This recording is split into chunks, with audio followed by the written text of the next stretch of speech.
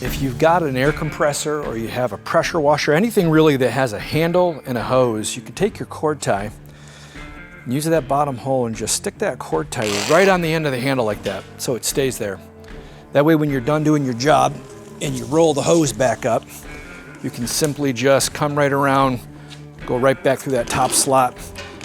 Now you got a simple way of bundling that hose up. And then when you're done, you want to use it again, you simply just undo it.